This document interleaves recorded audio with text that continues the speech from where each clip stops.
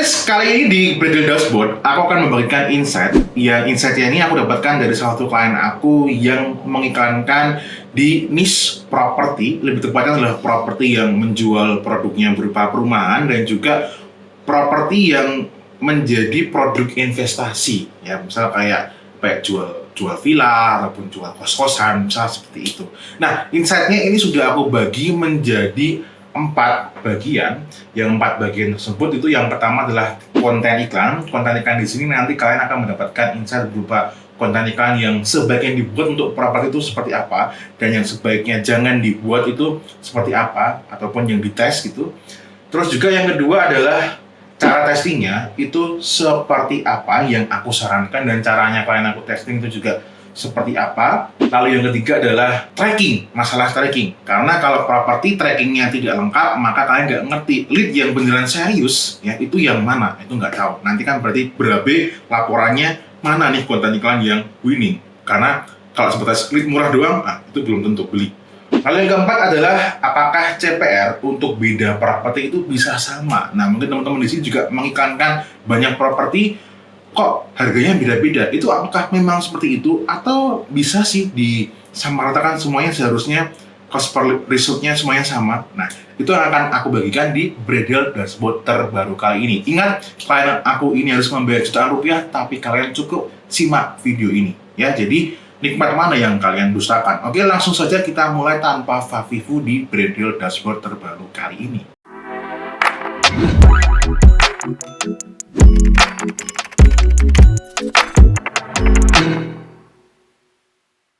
Halo guys, kembali lagi dengan Fusik di Bredel Dashboard ya. Di Bredel Dashboard kali ini lebih tepatnya adalah Meta Ads. Mungkin teman-teman di sini ada yang baru pertama kali kenal aku ataupun baru masuk di sini ya. Ini kita ngebahasnya adalah Meta Ads ya. Oke, langsung aja aku masuk ke slide ya. Oke doki, yang pertama adalah konten iklan seperti yang aku jabarkan di awal tadi ya. Jadi guys, ini untuk contoh dashboardnya. Ini memang tak ambilkan langsung dari klien, tapi ada yang aku blur ya karena ya alasan privasi ya. Jadi ini teman-teman bisa lihat ya, dia di yang campaign ini dia menggunakan langsung ke direct ke WhatsApp, cuman aku tidak menyarankan itu ya. Nah, teman-teman di sini yang menjadi key points-nya adalah ya, konten iklan untuk properti itu sebaiknya yang kayak gimana ya. Jadi mau konten iklan untuk produk apapun ya, intinya adalah kalian harus mendemokan value dari produk tersebut. Nah, kalau produk kalian itu dibandingkan dengan yang lain kok sama value-nya, ya konsekuensinya kalian harus bertarung lewat apa? Ya harga, mau nggak mau pasti akan dibanding-bandingkan. Nah, kalau teman-teman misal punya, nah misal ini sebagai contoh ya, ini poin pertama adalah misal nih kalian juga menjual properti seperti ini, kalian diminta sama bos kalian ataupun kalian juga yang langsung mengiklankan propertinya kalian yang punya langsung. Nah, misal contoh ini adalah properti yang menawarkan properti dia menjual villa ataupun kos-kosan kan gitu. Nah, katakanlah di sini angle-nya pertama adalah bisa dapat passive income 50 juta per bulan dengan kos-kosan yang sudah fully automated gitu. Oke, let's say memang itu beneran kos-kosan yang dibeli itu nantinya bisa mendatangkan passive income segitu ya, walaupun sebenarnya passive income itu aku agak nggak percaya ya, tapi ya biasanya marketing bahasanya seperti itu untuk properti ya. Dan di sini ada juga bahasanya adalah fully automated gitu. Nah, coba dibandingkan. Jadi konten iklannya nanti bentuknya adalah konten iklan bisa dengan memperlihatkan sekitar daerah sana rata-rata tuh harga kos-kosannya berapa gitu. Katakanlah nih kamu jual perumahan jual kos-kosan di Yogyakarta di daerah Seturan ataupun di daerah Demangan gitu kan. Nah, ternyata di daerah sana itu rata-rata kos-kosannya tuh di harga sekian kayak gitu. Cuman mereka ini modelnya kos-kosan yang lawas, katakanlah cuma di manajemen sendiri gitu. Nah, kalau di sini penawaran kita itu dengan kita melihat data di situ dan ternyata rata-rata tuh penghasilannya sekian gitu. Nah, kalau beli properti di sini itu sudah sama manajemennya fully automated. Nah, misal seperti itu ya. Jadi dengan ada perbandingan itu bisa dicoba. Dan BTW ini juga aku sarankan ke klien aku. Yang kedua adalah memperlihatkan keunggulan properti yang dijual dibandingkan dengan kompetitor yang lain. Nah, misal yang lain sebatas menjual properti di kamu sudah include manajemen tanpa biaya tambahan. Nah, ini misal aja contoh karena memang di klien aku yang ini itu memang salah satu poin ataupun value yang dijual itu adalah itu ya. Jadi misal kalau properti yang lain di tempat yang sama itu di tetangga-tangganya itu cuma sebatas beli properti terus udah putus ya gitu. Nah kalau di sini itu dengan harga yang mungkin relatif sama tapi sudah include dengan manajemennya misal gitu. Ya ini menjadi daya jual yang bisa digunakan untuk bersaing dengan kompetitor. Misal kalau memang ada itu bisa dikomunikasikan di dalam bentuk iklan gitu. Nah itu kan tadi untuk konten bentuknya properti yang investasi gitu kan. Terus untuk yang properti yang modelnya perumahan, nah misal biaya DP yang terjangkau menurut target market plus promo beneran terbatas. Nah ini juga aku melihat dari klien aku yang sebelumnya properti ya, itu dia ngetes juga hook ya, berupa DP gitu kan. Misal DP sekian juta itu udah dapat rumah seperti ini, full furnish misal seperti itu. Terus promonya apa? Dan promonya harus beneran terbatas. Let's say promonya adalah free listrik selama 3 bulan atau 6 bulan gitu. Terus promonya jangan yang nggak masuk. Misal promo honeymoon ke Bali, tapi rumahnya di Tangerang, nah, itu nggak masuk. Kan udah beli rumah harusnya ditempatin. Nah kalau promo gratis listrik sama 3 bulan 6 bulan itu masih masuk akal, atau mungkin gratis motor kayak, atau mungkin dapat TV, nah itu lebih masuk akal. Tapi ingat harus beneran terbatas. Terus guys, klien aku juga mencoba konten iklannya itu juga dalam bentuk konsep komedi ya, dalam bentuk konsep komedi ini. Komedi ya, komedi dalam artian jadi ada sepasang pasangan yang sedang mencari rumah, terus tiba-tiba setelah ngomong-ngomong itu malah tiba-tiba langsung tanda tangan beli rumahnya. Nah itu ternyata menurut datanya klien aku, dengan menghidupkan dan testing konten iklan tersebut itu dapat lead-nya lumayan dan di situ juga ada penjualan. Nah itu teman-teman bisa dicoba. Jadi nggak langsung ujuk-ujuk kalau orang Jawa bilang ya, nggak langsung tiba-tiba langsung jualan bilang ini rumahnya harganya sekian, tapi lebih ke drama. Nah itu juga bisa kalian coba ya, karena di klien aku itu ternyata oke gitu. Terus teman-teman hindari promo clickbait ya teman-teman. Nah clickbait di sini contohnya adalah konten iklan yang ini ya, 2 juta dapat rumah. Itu kan memang secara kalau kita lihat di sini ya, itu harga per chatnya ini cuma chat ya, bukan ke lead form gitu. Nah harga per chatnya memang dia paling murah di harga 19.500 gitu. Cuman ya yang datang itu adalah orang-orang yang secara finansial kurang siap ya, karena kan tercengang banget 2 juta dapat rumah, kok bisa ya gitu kan. Nah jadi cuman penasaran doang gitu ya. Jadi jangan bikin clickbait karena itu tidak mendatangkan lead berkualitas gitu. Terus yang berikutnya adalah, nah ini lebih ke yang tidak disarankan ya guys ya. Jadi tidak disarankan menggunakan foto ataupun video 3D ya. Jadi rumah yang belum jadi gitu kan, karena itu daya tariknya kurang gitu. Jadi kalau kayak gitu memang nanti tetap akan ada orang yang bertanya, dan biasanya itu karena mungkin lokasinya karena yang strategis kayak gitu. Cuman memang daya tariknya itu kurang. Lebih oke kalau memang propertinya itu udah jadi. Jadi aku juga menyarankan ke klien aku yang lain yang properti itu, Mas kalau bisa ditunggu aja, minimal demo unitnya udah ada. Jadi yang dibuat iklan itu adalah demo unitnya. Dan benar setelah demo unitnya jadi, dibikin konten iklan, itu cost per lead-nya bisa jauh lebih terjangkau ya. Jadi kalau teman-teman misal konten iklannya ataupun bahan iklannya cuman ada video 3D atau gambar 3D, ya udah terima aja konsekuensinya ya. Daya pikatnya itu kurang. Oke, setelah kita ngomongin konten iklan yang sebaiknya kalian tes dan sebaiknya kalian tidak tes gitu. Nah, yang berikutnya adalah cara testing konten iklan yang lebih adil dan tidak berkompetisi gitu. Maksudnya gimana? Nah, di depan kalian itu sudah ada contoh iklan yang diiklankan sama klien aku ya. Di sini ada angle-nya adalah liburan ya, dan juga angle-nya adalah pulang bawa kunci villa kan gitu. Nah, teman-teman bisa lihat di sini dia memasukkan 2 konten iklan di dalam satu aset. Ini ada satu aset yaitu, nah di dalam asetnya di sini ada 2 konten iklan berikut. Oke. Nah, teman-teman bisa lihat kalau kayak gini, misal ada 2, di sini 2 ataupun 3, 4 dan seterusnya, itu pasti nanti Meta akan mempertarungkan ya kan, dibikin gladiator di sini yang nantinya akan muncul mana yang paling oke menurut si Meta. Makanya di sini dari 2 ini menurut Meta yang paling oke adalah ini, dengan terlihat spend-nya paling banyak adalah yang 500.000 dibandingkan dengan yang 200.000. Ini tidak salah dan sangat boleh dilakukan. Cuman ini pasti akan saling berkompetisi. Nah, kalau teman-teman misal mau melakukan testing yang jauh lebih adil, caranya gimana? Ya, teman-teman aku sarankan bikin campaign lead seperti ini ya. Lalu teman-teman bikin aja berapapun jumlah ad yang kalian inginkan, itu cuman ada di dalam satu ad set. Maksudnya gimana sih, gak belibet banget. Jadi, misalnya ini di sini ada 3 ad set ya. Ad set 1, ad set 2, dan 3 gitu ya. Di masing-masing ad set ini ada konten iklan yang berbeda-beda. Sorry, ini tipu ya. Oke, sekarang udah bener ya. Jadi, di ad set 1 itu adalah isinya konten iklan 1, ad set 2 isinya adalah konten iklan 2, ad set 3 adalah konten iklan 3, kayak gitu ya. Yang beda hanya konten iklannya. Umurnya, ya, gendernya itu semuanya sama. Kalau misalkan pakai yang advantage audience, juga dibikin semua seperti itu. Yang beda hanya umur. Nanti konten iklan yang nggak sesuai KPI kalian, dimatikan aja ad setnya. Mau ngetes konten iklan baru, tinggal bikin ad set baru, taruh konten iklan baru di situ. Jadi nanti konten iklannya itu akan jalan sendiri-sendiri, tidak berkompetisi dengan konten iklan yang lain. Nah, itu adil. Ya, tapi ingat yang tadi nggak salah. Nah, ini bisa menjadi cara testing yang bisa kalian coba gitu. Nah, cuman sayangnya klien aku itu tidak menggunakan itu karena bosnya itu tidak mengiyakan gitu. Ya udah nggak apa-apa lah, serah ya gitu kan.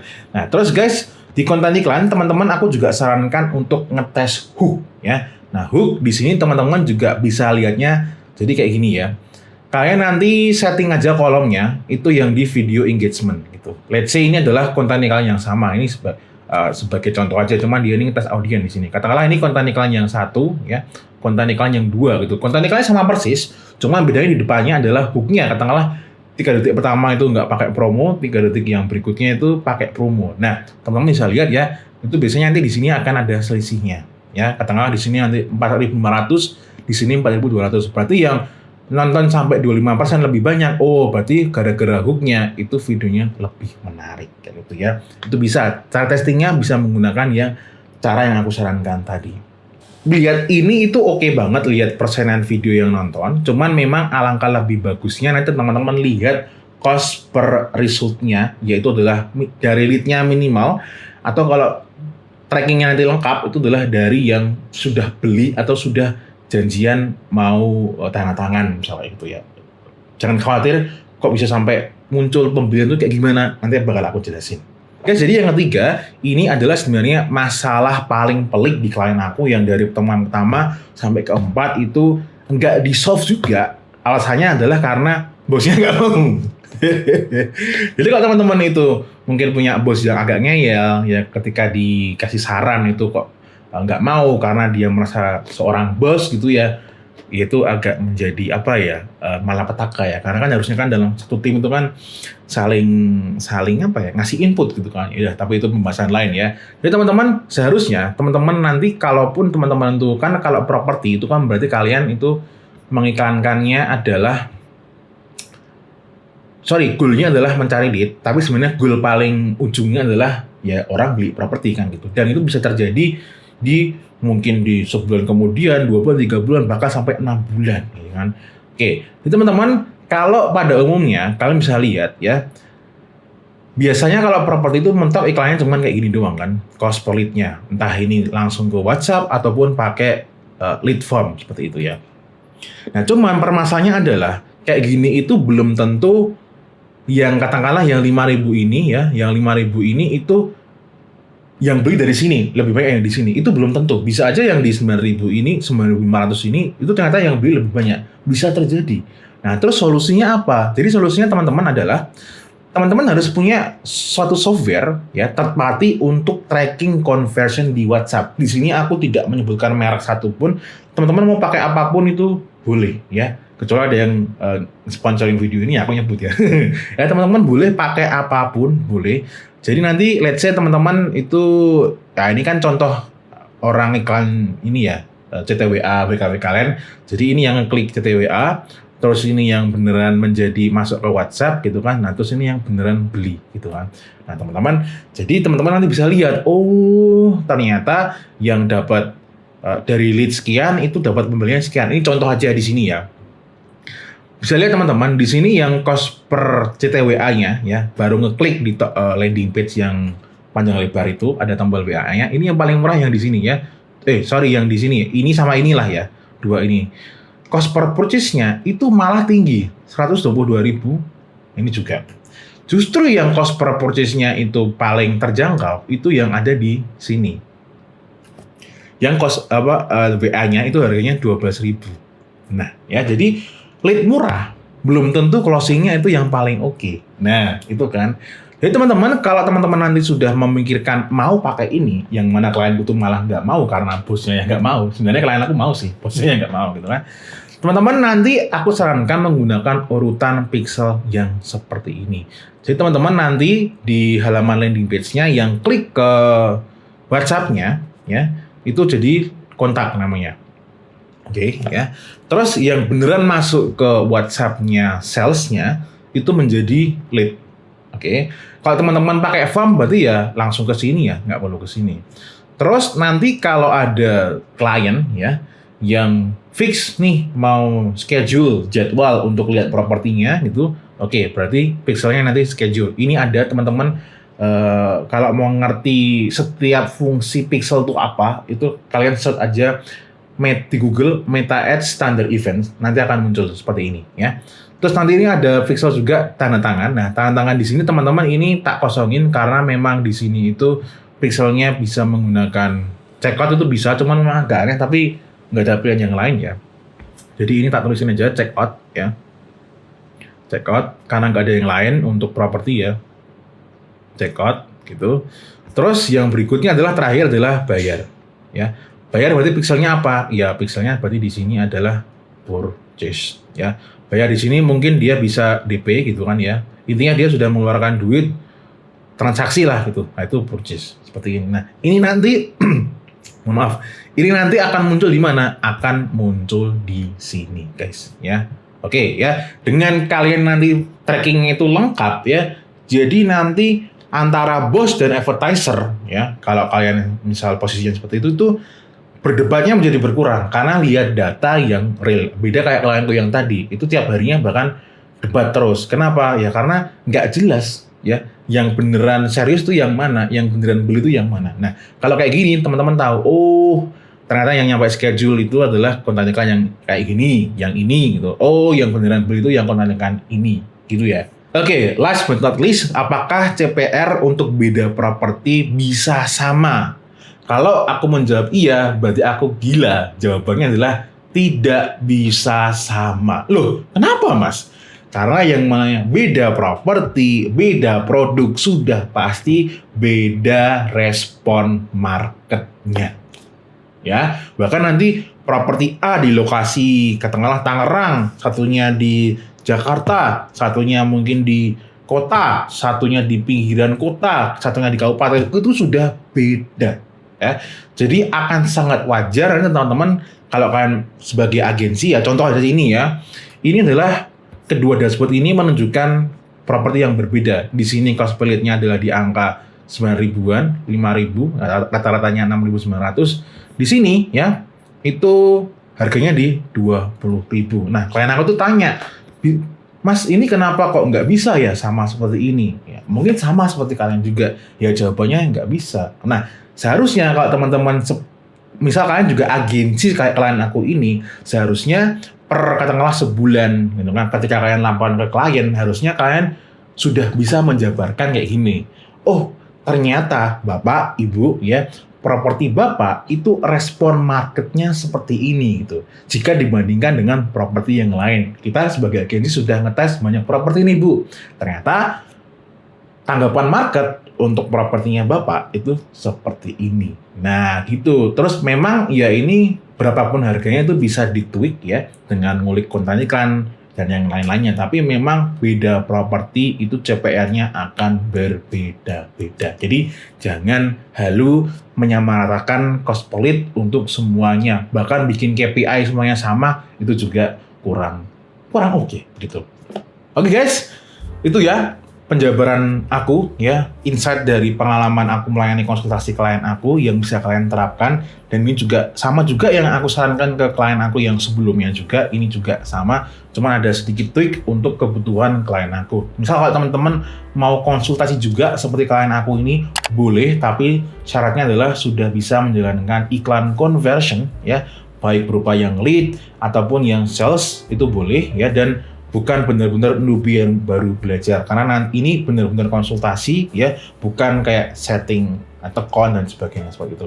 Linknya ada di bawah. Ingat, ini mahal dan tidak ada jaminan apapun hasilnya bakal profit atau enggak ya, itu nggak ada jaminan sama sekali. Oke? Itu aja di Bridal Dashboard kali ini. Kita nanti ketemu lagi di video-video yang lainnya. As always, may we always live in prosperity. This is Fusik signing off. Bye-bye.